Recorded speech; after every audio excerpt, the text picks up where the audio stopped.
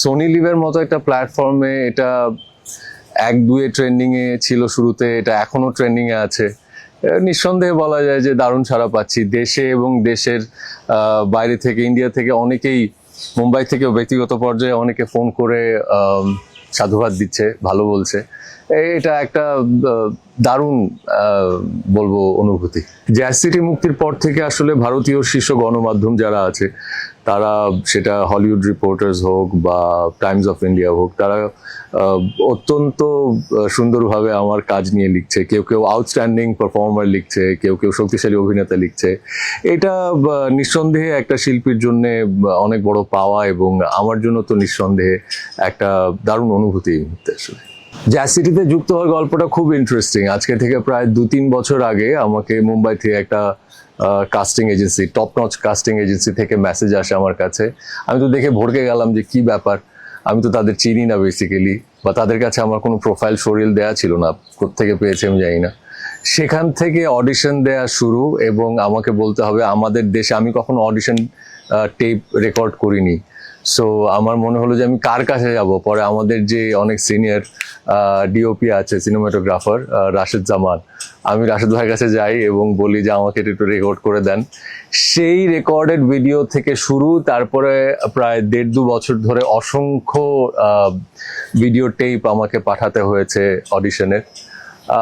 Finally গিয়ে তো Jimmy রয়ে আমাকে কাস্ট করা হলো। জ্যাজ সিটিতে আসলে আমি প্রথমবারের মতো, আমি সচরাচর বাংলাতেই কাজ করেছি, এই প্রথম আমি বাংলা ভাষার বাইরে এতটা লম্বা লম্বা ইংলিশ, হিন্দি, উর্দু ডায়লগে কাজ করলাম। অনেকেরই একটা ধারণা এরকম একটা জন্মেছে, যারা জানেন না যে আমি হয়তো আগেও অন্য ভাষার মাধ্যমে কাজ করেছি, কিন্তু কথাটা একদমই ঠিক নয়। এই প্রথম আমি অন্য ভাষাতে পারফর্ম করলাম, এবং আমার জন্য কোচ অ্যাসাইন করা ছিল হিন্দির জন্য, উর্দুর জন্য।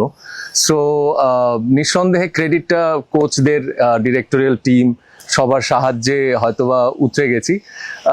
কিন্তু এক্সপিরিয়েন্স বলতে গেলে অ্যামেজিং এক্সপিরিয়েন্স, কারণ সারা জীবন তো বাংলাতেই অভিনয় করেছি সবসময়। অন্য ভাষায় একজন শিল্পী যখন অভিনয় করতে পারে, তখন সে অনেক নতুনভাবে তাকে আবিষ্কার করে। আমি বলবো আমাকে নতুনভাবে আবিষ্কার করেছে আমি জ্যাজ সিটিতে। আসলে আজকের ডেটে আমিও কিন্তু একজন অডিয়েন্সই। আমি পেশায় অভিনয় শিল্পী হলেও আমিও একজন দর্শক। আজকের দিনে দর্শকদের জায়গা থেকে পুরো পৃথিবীটাই এক হয়ে গেছে। আসলে কোনো দর্শকের জায়গা থেকে কোনো বর্ডার আছে বলে আমার মনে হয় না। আমরা এখান থেকে বসে আমরা অসংখ্য দেশের কাজ দেখছি পুরো পৃথিবীতেই।